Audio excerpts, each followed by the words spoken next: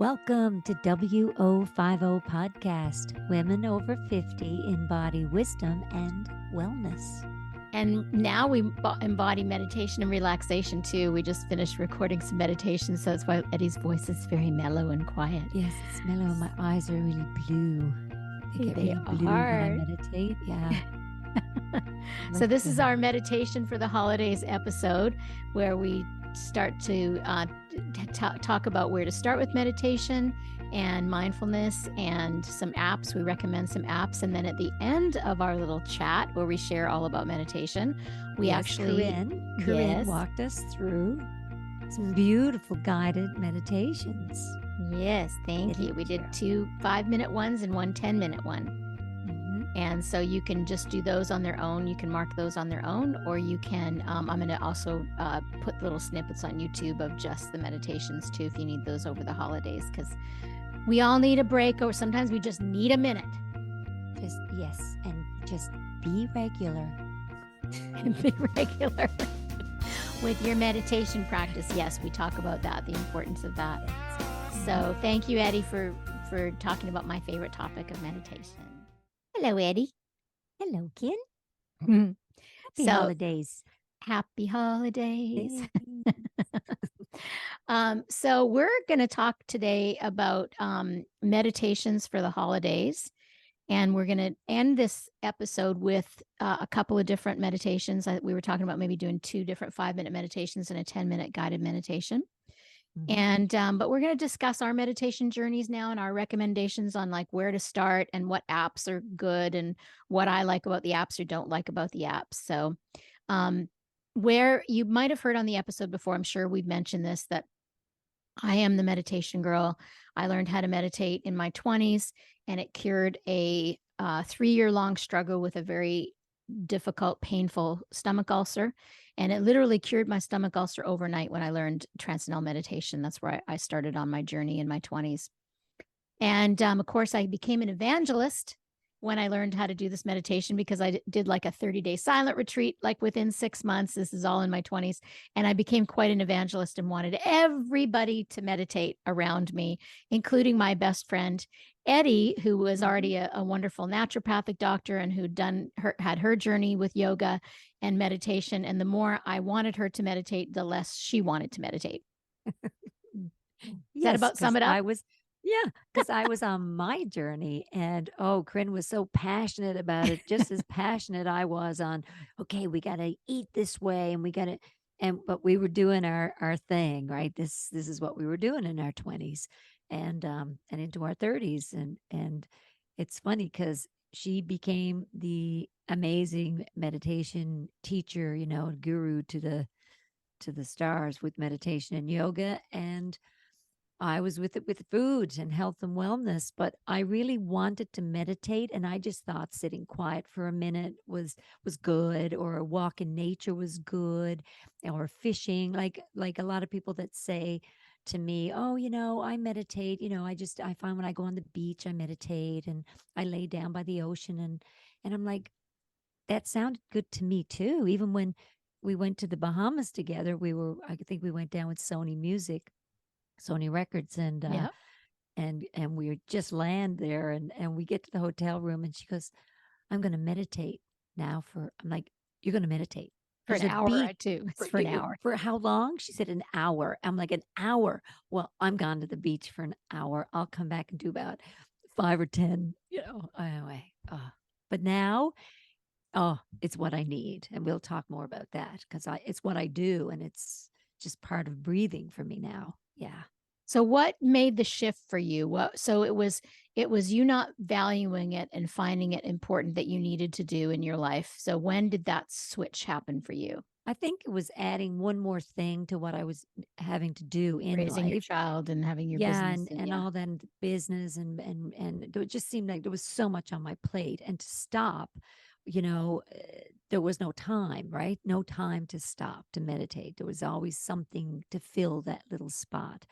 And then when I started to go through, troubled times, and my marriage was falling apart, and my divorce and all that. And working through that, I went to I think I went to the yoga retreat center, and I started to meditate. And I would call you, Corinne, and I would say, Corinne, I'm really meditating now. Like I'm going like definitely an hour, sometimes 2 hours a day. And Corinne goes, that's called escaping. I was like, no, that's meditating. And then that shifted because that, I think it's what it was the process I think I had to go through to get to where I am now, where my meditation is like a lining up of the marbles. That's what it feels like to me. It's like thoughts are Nice. marbles, and the bucket, you throw it up in the air. And instead of scrambling to see what marble I'm going to grab first to go and do, I meditate and it seems to line up. Make That's sense? great. I love Okay. it. Okay. That's just came Unscrambling the in. marbles of Eddi's brain. Yeah. There's so much in there, right? That's awesome. And for me, what it does for me these days is it is a deep, deep, deep, deep rest for my body. It's in my mind. It's like I feel like, in the morning, I'm already rested. So my morning meditation is more like, and this is what they say in meditation too, it's kind of getting rid of accumulated stress from my lifetime. And then the afternoon is really, it's the hardest thing for me as a meditation teacher to get people to do is that second meditation, especially young people, because they're on a roll and they want to do just like what Eddi was talking about. The last thing you want to do in the afternoon is stop your role and start meditating. But it's really, I feel, very important because there's so much input that we have. Think about all the input we have, especially if you're over 50 listening to this, even if you're over 40 or even over 35. It's like life is very different than when you were a teenager in your 20s, right? I remember in my 20s, I'd have to go home to listen to my answering machine. So I didn't have a cell phone, for another 20 years. And so we have so much coming at us and everything is so immediate and it was so much information. Our brains and our physiologies definitely need the rest. Like that's for sure. So the afternoon meditation is so wonderful because it gives you that rest, and then you'll have a whole evening of enjoyment then to eat, and hopefully you don't use it to work, but you'll have a whole evening to enjoy your family or enjoy your alone time or your creativity or whatever it is. If you just take that time to meditate at 4 or 5 or 6 o'clock before your evening starts, and at the end of your day, right around that coffee time when you tend to get that dip, that where people want caffeine, is right when you should meditate or when you want to take a nap. And I always much prefer meditation to a nap because a nap kind of makes you feel groggy afterward. And even if you fall asleep in your meditation in the afternoon, which is pretty common because people are tired and meditation just shows you what's already there. And so you will might fall asleep, but you're still getting the benefits. It's different than just because intentions are powerful. So if your intention is to meditate and you sleepitate, half meditate, half sleep, you'll still feel really clear and way better than a nap afterwards. And I always think too, and this got clearer and clearer as I meditate more and more, but anytime, there's a conundrum or there's something you're trying to resolve or, you're really overthinking it, it's amazing. Like you come out of meditation and the answer's there. It's almost like, oh wow, I cleared the cobwebs. You're giving yourself time to just kind of clear the weeds or the cobwebs, and because the answer's there, is just we don't stop sometimes to hear it. Because typically our creative solutions don't happen at the drawing board. Like Edison didn't invent the kite the electricity when he was at the drawing board. He invented it when he was flying the kite. Think of how many creative ideas when you're in the shower, you're taking a bath, or you're walking. You're not trying to come up with it. You're letting go. So in meditation, you're letting go. You can think about, your questions. Sometimes that's a technique to do before you meditate, and they might visit you, but you don't like meditate on a question that you have. You're just giving your brain a deep, deep, deep, your physiology a deep rest, creating space for inspiration. So even the word inspiration, inspire, aspire, is spaciousness, is breath. Inspiration comes from the root word, to aspire to, for your breathing. So you give yourself space, you organize your marbles, you you clear out the cobwebs, and then your creative solution literally seems to come out of nowhere. So so actually, I was telling a young lady the other day who's a business person. One of my new clients is a young lady in the finance world, and she I was telling her, that about this thing that I was saying about creative solutions, happening when you have, more rest and more space and not trying to come up with something. And also I was telling her that my business people over the years were always my best clients, like the president of Sony and the president of RCA Music, when they used to have those record labels here in Nashville. They were all my clients. And they were always way better than the artists because they were already disciplined people, and they knew that if something worked, they would do it. And so it's really, once you sort of learn a few things about meditation, it's that you understand that the discipline to do it, as Eddi talked about even at the beginning of the podcast, is it was her desire to do it and the discipline to sit and do it, and her valuing it, that was getting in the way. It wasn't that she didn't like meditating or didn't, found it difficult. She just wasn't making the time for it. And so that's what a big part of my job is, to helping people to value meditation and to make the time for it and to realize it's not that difficult. And when you realize you're over 50 and the science behind meditating now is huge, because it says how amazing it is for the brain, the parts of the brain that improve, right? There's areas that really click in, the functions get, the power's turned on to them. And so Yeah. the prevention of dementias and Alzheimer's, and um, in our movement towards, sharpening the tools. Yep. That's really Absolutely. important. Yeah, Yeah. no, that's definitely studies, is that meditators have more folds in their frontal lobe. That's an actual, like, either Harvard, or I think it's a Harvard study, is that meditators do use more of their brain, and their brain stays healthier, and there's less memory problems and dementia as you get older with regular people that meditate regularly. And it So, makes sense. Makes mhm, sense. If you're mhm. resting your brain, you don't go to the gym and work out 24/7. Yeah, you take a You got to break. rest yeah, you got to Mhm. take a break. Yeah, The body and mind needs rest. yeah. And even when you sleep, you Sure. dream. So you're not necessarily getting a deep rest for your brain.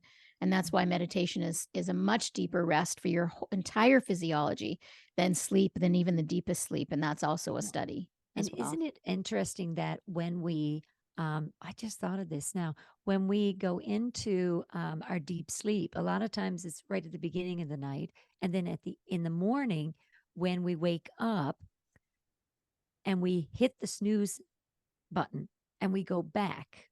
Some people do. I wake up on time now, but a lot of people hit the snooze button and go back and then go really deep again.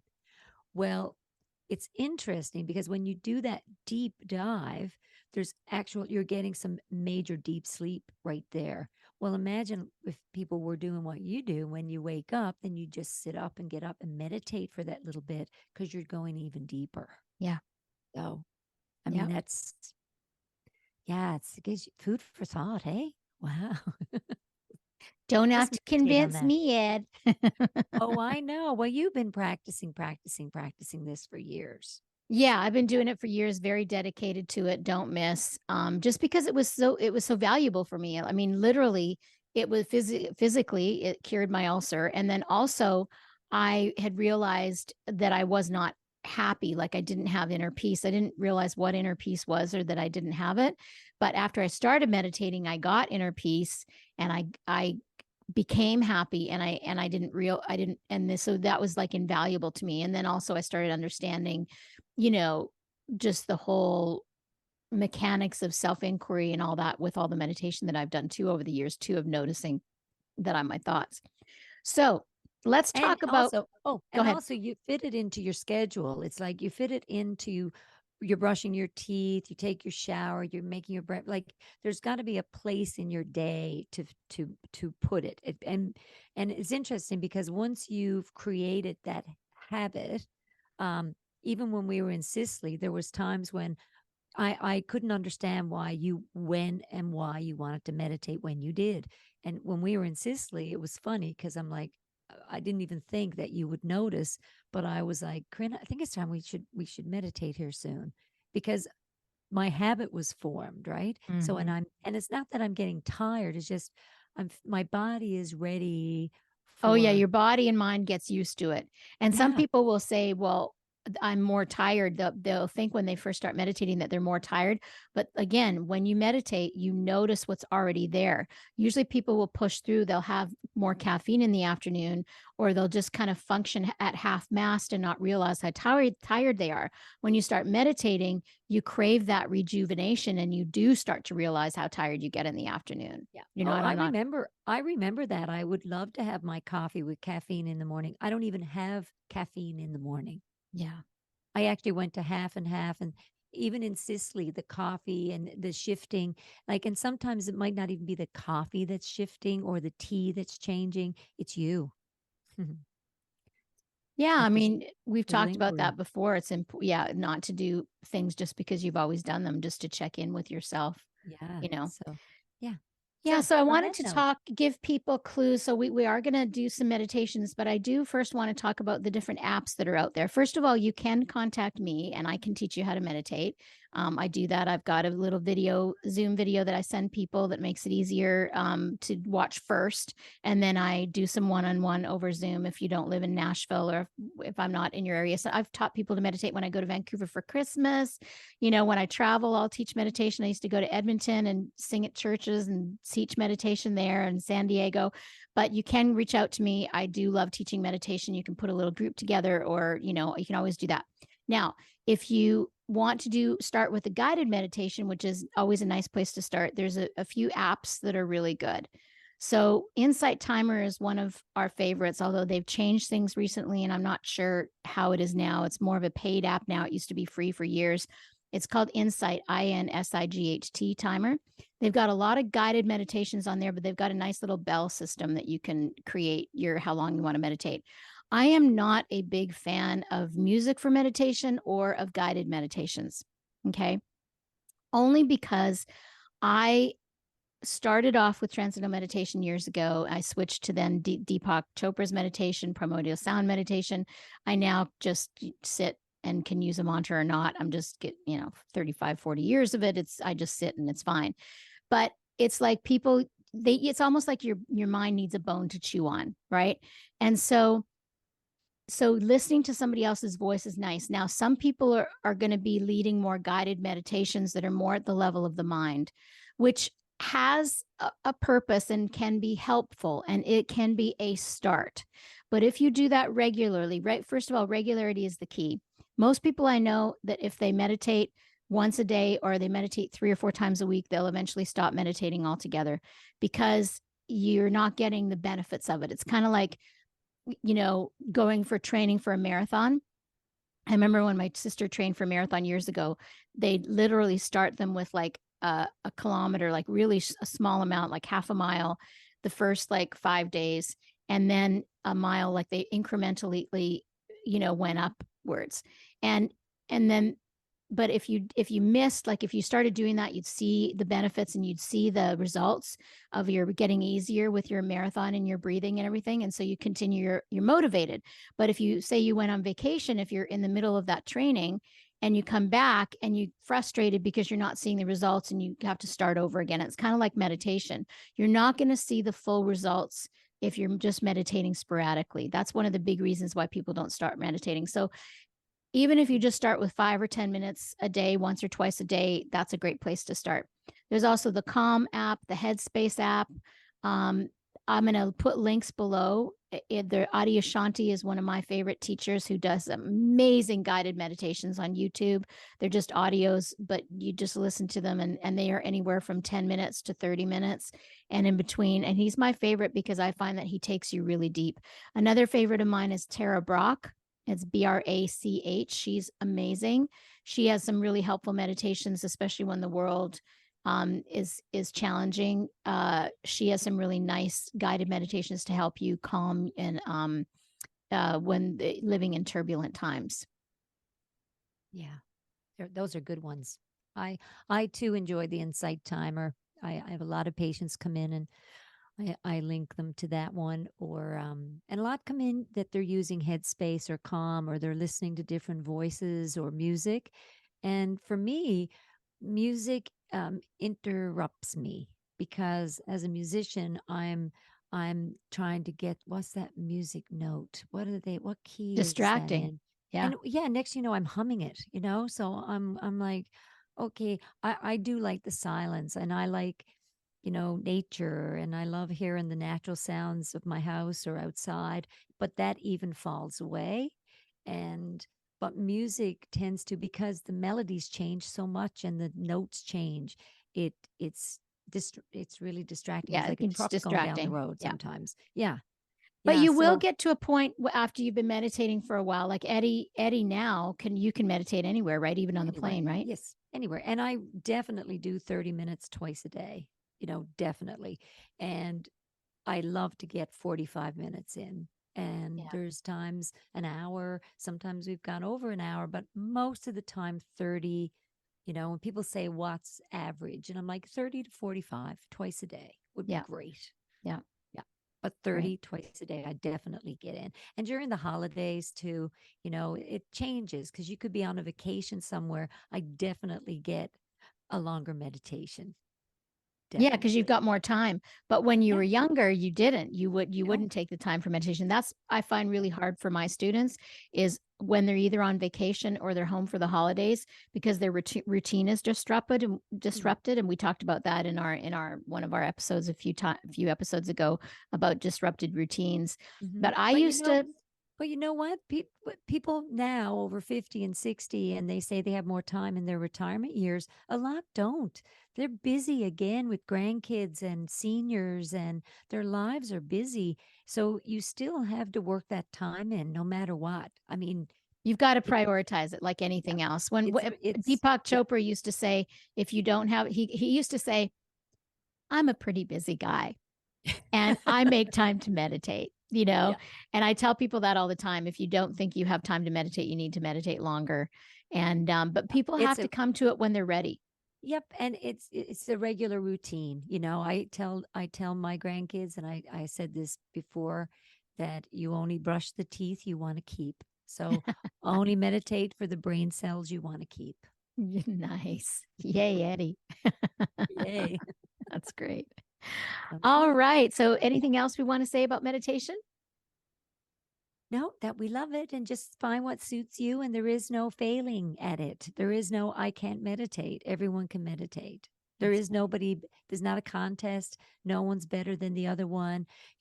Corinne doesn't wear a badge of honor because she knows and she's good at it and she practices it and she teaches it and you know, it's neither Eddie's do as good a I. meditator as I am, and you're listening right now. I promise you are as good a meditator as Eddie and I are also, because the technique is the Absolutely. same for all of us. You sit Yes. down, you don't rest your head, and you either repeat a mantra or focus on your breath, or you turn on your guided meditation, and Just that's the keep doing technique it. for all of us. Just It's keep the doing it. it's the Yeah. acceptance of the process that I might be better at, and you get better at over time, is you have less expectations about it. You Yeah, we allow never and ever say, well, we never ever say, "Whoa, that was a good one, hey?" "Whoa, well, that was a people bad do. meditation." Well, Oh, yeah, the only bad meditation is the one you don't do. exactly. Yeah. Yeah. So that being said, thank you, Eddie, for discussing my favoriteest topic in the world, I know, I love meditation. it too. I Yes, love it you do. too. And I love that you love it now too. I know. That was fun meditating with you on our trip. Yes. It was I great. love that you like eating some of the foods I love to eat too. Oh yeah, I feel so much better when I travel with you, whoever I hang out with you, because I mean I'm a pretty good eater, but I'm even better when I'm with you. It's funny. I'm a better So meditator. yeah, we yeah, we like meditation. So let's go ahead and do a couple of different meditations. Again, you can mark these meditations, the time in it, either on YouTube or on your podcast platform. Or I will at some point, not on the podcast platforms, but on YouTube, I will put out just the meditations, a couple of different meditations. You can go to them and put them in your playlist if you like, if they're helpful for you. So the first meditation that we're going to do is just a 5-minute meditation. So, and it's for you to do over the holidays or anytime you need to feel a little bit more grounding and a little acceptance. Maybe family is irritating you and you need a little bit more acceptance. So, you want to go ahead. If you are, you can, I mean, of course, if you're driving in your car, you can listen to it to hear what we're saying. But I also encourage you at some point to come back to this and sit comfortably. And that means, doesn't mean cross-legged, it means comfortably. So you can sit, and you can sit in a chair sitting up, like you don't want to rest your head. That's the only rule that I have in meditation, is not to rest your head. So you want to sit comfortably, because if you're not comfortable, your mind's going to go to where your body's uncomfortable. So if your foot falls asleep or something, you can definitely move it. And you can get a little blanket or a pillow and put it on you. You soften your shoulders and you close your eyes. This is a closed-eyed meditation. Okay, so if you're driving, you don't want to close your eyes. This is a closed-eyed meditation to help you with grounding yourself and acceptance of what is. If you soften your tongue in the back of your mouth, that helps to soften your jaw. Soften your shoulders. Feel your hands resting wherever they are. Notice your feet. And just begin to breathe in and out, noticing your breath. Notice your breath coming in through your nose, coolness of the air on the inhale, and a difference on the exhale.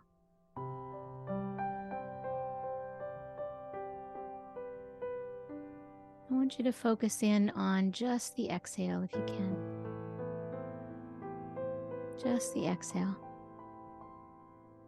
The inhale happens automatically. And just notice you exhale, there's this dropping in, this sinking, this grounding. Just allowing everything to be as it is. Allowing your thoughts to be as they are. Allowing your body to be as it is. Allowing sounds on the outside, sounds of your house, or wherever it is you're sitting. And just feel yourself grounding into right here, right now. Your mind might wander for a moment and just come back to your breath. It's always going to be here and now. Back to the awareness of your feet. It's always going to be here, right here and now. Just allowing and accepting what's happening in your mind, in your breath, in this process of meditation. This process of letting go and accepting.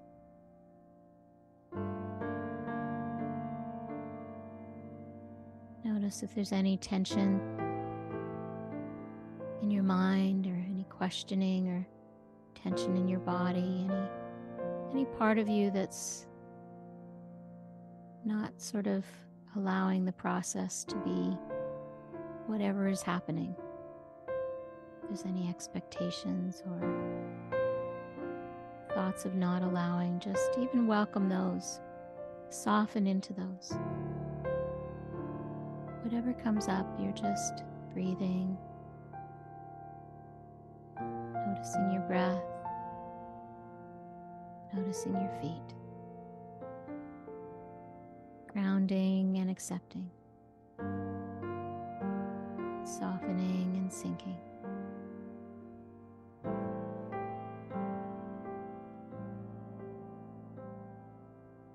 Your breath is always here, like an anchor into the present moment. Your Your feet are also always here. There's no time machine in your breath or your feet like there is your mind. So using the awareness of these grounding forces within you, just allowing the process, whatever's happening for you.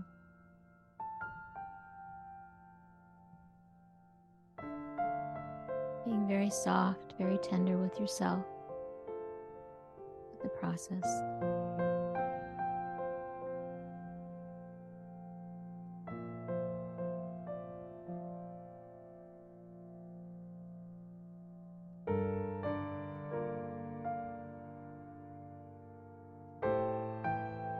Breathing in and breathing out.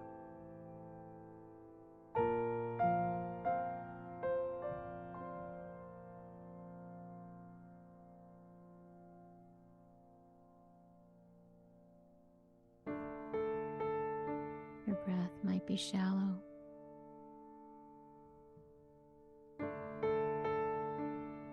Something might distract you for a moment. It's okay. Come back to here and now.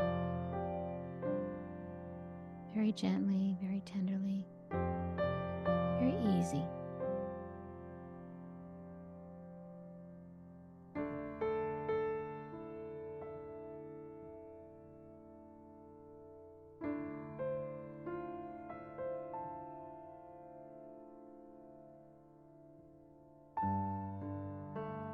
And ever so slowly, you're going to bring your awareness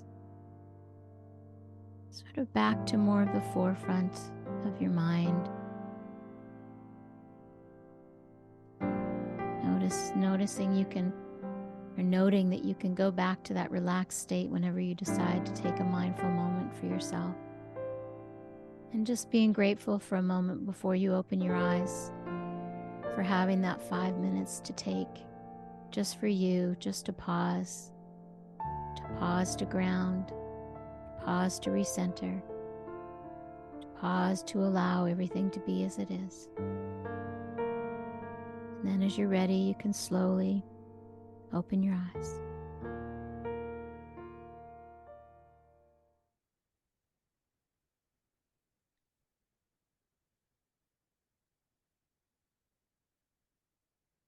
All right, so we're going to go into another meditation now, another 5-minute mini break. This is a mini break from your family or from anything that might be stressing you out that you just need a minute. And just remember, if you feel overwhelmed at any time with anyone, whether it's your children, your grandchildren, your sister, your relatives, you can always just say, I just need a minute. And you can go disappear, let somebody else stir the gravy, and take this 5 minutes. So find yourself a seated position, just because laying down or resting your head means sleep. So you just want to sit with your head not resting, but comfy and cozy with a blanket or pillow is great. Sitting up in your bed is completely fine. Having your car door closed, your door locked in your car is completely fine. Wherever you can get 5 minutes for yourself. So, once again, giving yourself permission to be here and now.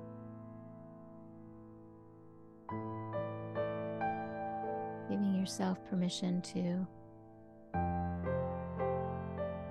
have this time just for you. You just need a few minutes to regroup.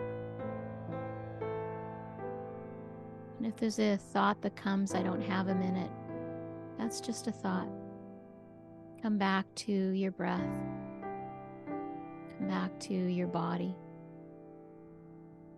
Come back to listening to the sounds that are happening around you. So these thoughts sort of arise out of nowhere. And will leave unless you decide to follow them.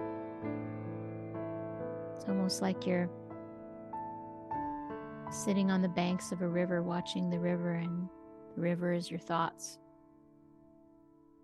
You're not jumping in to follow the river. You're not jumping in to follow your thoughts, but you just notice them. You notice the river.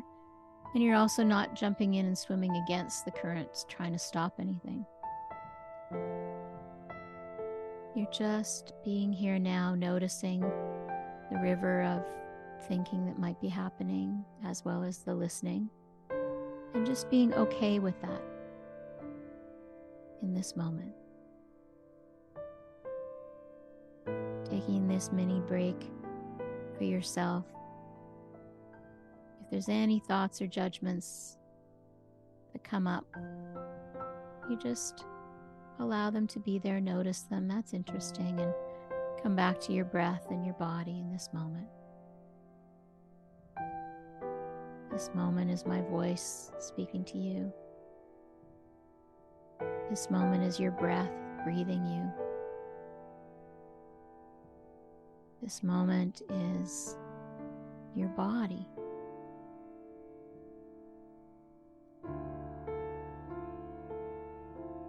All of your senses are always in the now because they're a part of your physical body. They don't have a time machine like your mind does. So you use your awareness of your body and your senses as an anchor for this mini break. So being aware of your sense of sight, even with your eyes closed. Don't want you to open your eyes. Just with your eyes closed, noticing if you see darkness or see colors. Putting your awareness on your sense of sight, even with your eyes closed in your mind's eye. What is it that you see? You don't have to make a big story about it or a big explanation, just noticing. Turning your attention towards your mind's eye.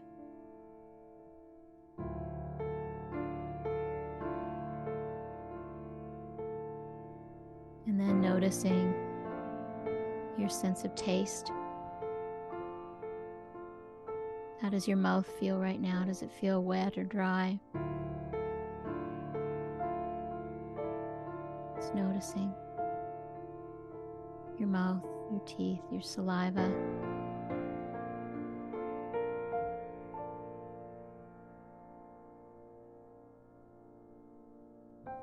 Tuning into your next sense, your sense of smell.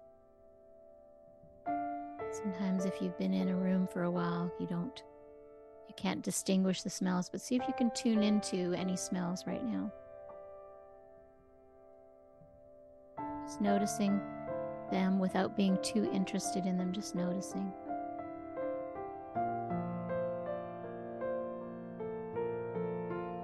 And then your sense of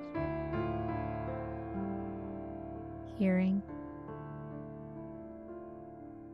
Tune into the sounds happening around you, wherever you are.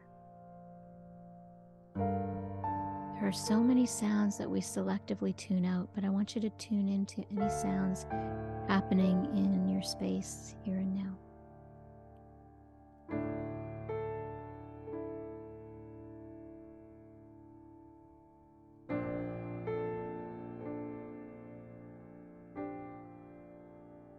And then finally, your sense of touch, your largest organ in your body.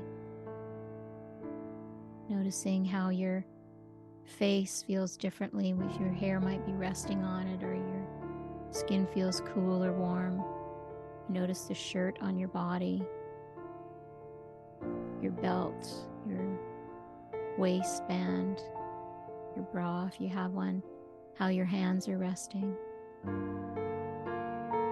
Your pants, your socks, if you have any. Noticing your feet.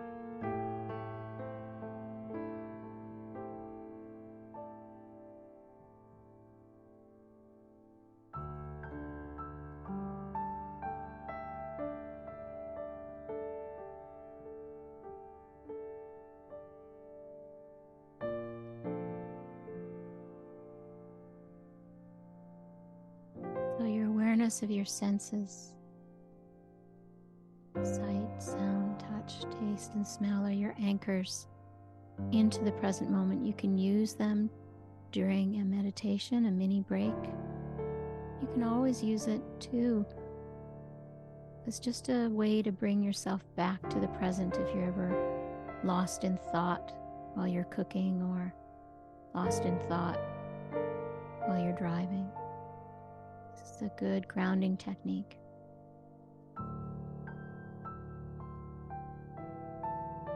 Bringing your awareness back to the forefront. Just having a sense of gratitude right now for yourself for taking this time.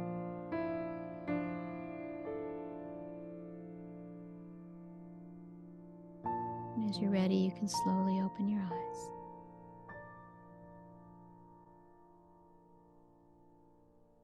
You can open them at a soft focus first.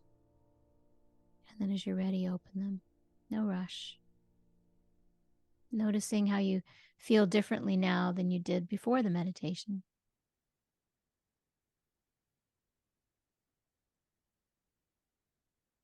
This next meditation is going to be a little bit longer. I'm going to do a 10-minute meditation on letting go. So finding a place where it's easy to sit comfortably and close your eyes.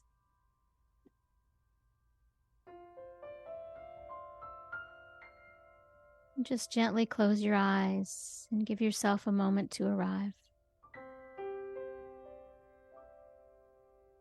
A moment to arrive here and now.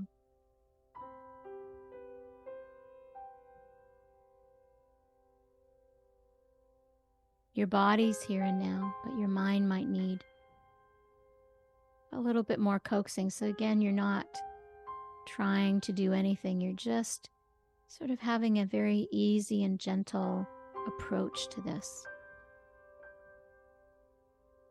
The theme of this meditation is letting go.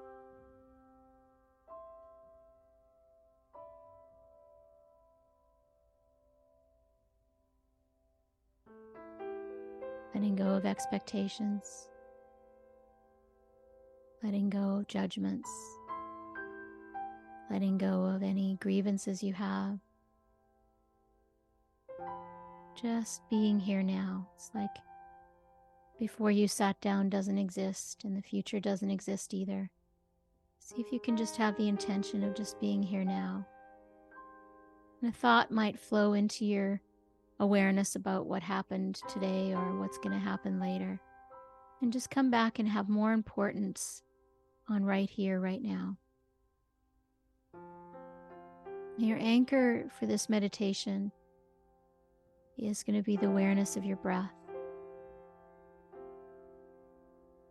So just noticing as you breathe in and breathe out, not changing your breath, not breathing deeper, just noticing your breath that breathes you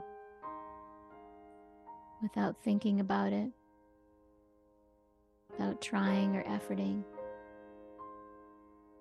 Just notice your breath that comes in so effortlessly and goes out so effortlessly. This is how really life should be, as easy as your breath breathing you. This breath that keeps you alive, keeps you on this planet that was the first thing you did when you came into this world.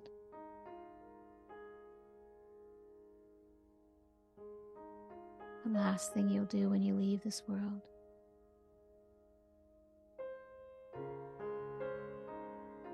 Notice your breath as you're breathing in and breathing out. Putting more importance on the breathing out breath, on the exhale, the letting go breath. Letting go of grievances, letting go of expectations, disappointments, judgments, and fears. Just being here and now in this moment with your breath, with my voice, breathing in and breathing out.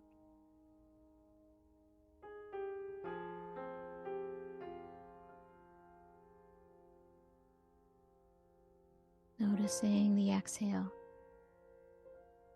Inhale will happen automatically. You don't have to even try or think about it. It might seem kind of weird to focus on the exhale, and just notice that. Just put more importance on the exhale. Just noticing, there's nothing to do. If you find it challenging, just see if you can find the ease in that. Welcome the challenge. Noticing that exhale, that letting go breath.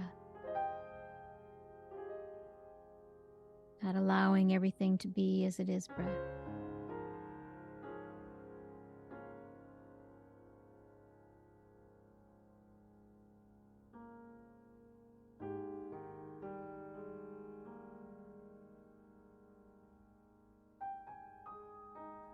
Noticing on the exhale, there's a dropping, a sinking. It might become heavier, more shallow. There's nothing, no straining, no forcing. There's just the exhale.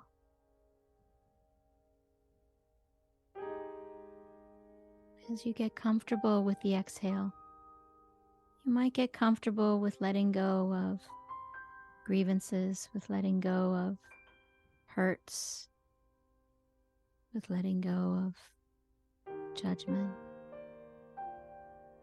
Anything that you feel like you might be holding on to. Just having this invitation to be here now. Having the now in your breath, in your letting go breath, being more important than anything that comes into your mind.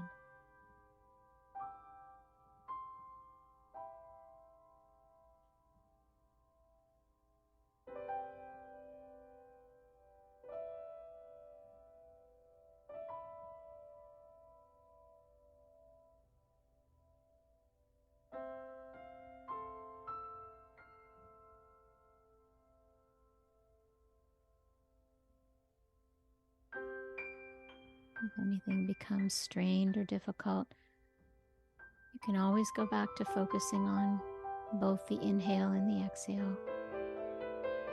The intention is to just find the exhale a little more interesting. Nothing more than that. Be a little more curious with the exhale.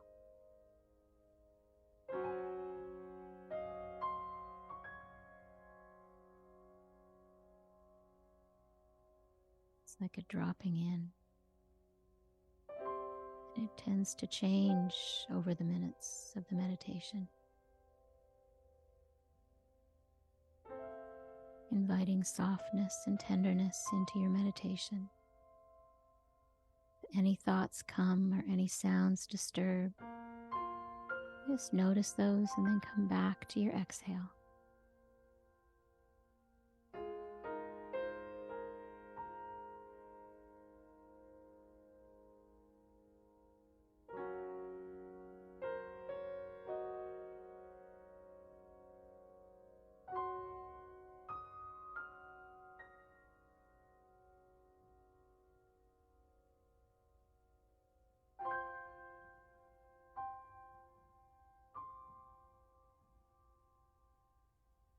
All it exists right now is your breath.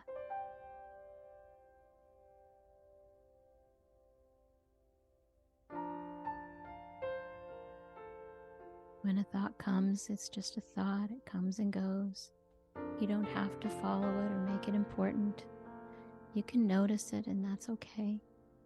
Even if there's an uncomfortable thought that is more interesting, you notice that it has more energy. It's more interesting. And then just gently, with ever so much ease, come back to being curious of your exhale.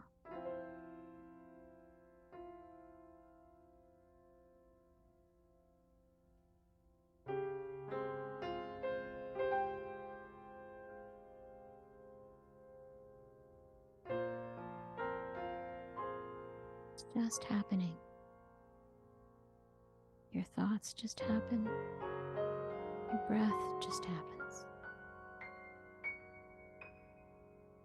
It's you that gets to decide how important your breath is, how important this meditation is, how you're letting go and allowing everything to be as it is in this moment.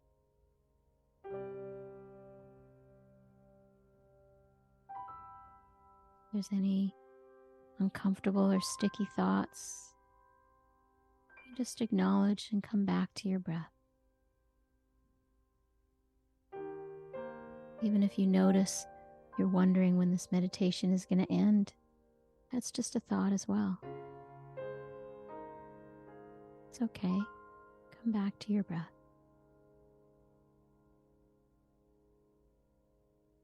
The exhale. The letting go. The dropping in.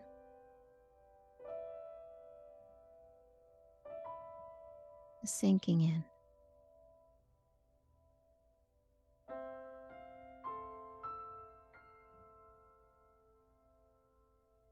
Tenderness. Softening of your eyes. Softening of your being.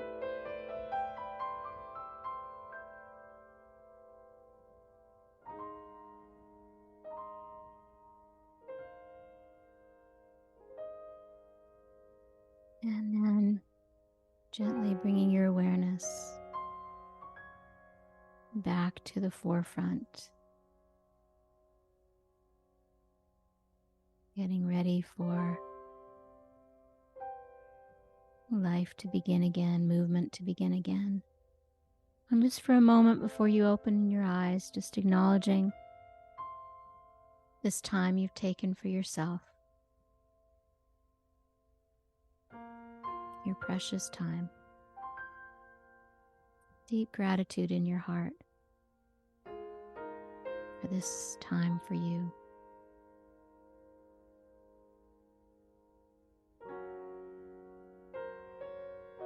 And you can start to open your eyes at a very soft focus, just being very gentle.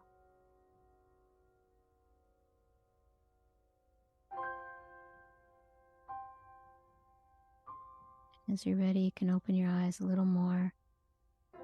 Just noticing how colors might look brighter right now. How my eyes might feel more rested. Your whole being might feel more rested.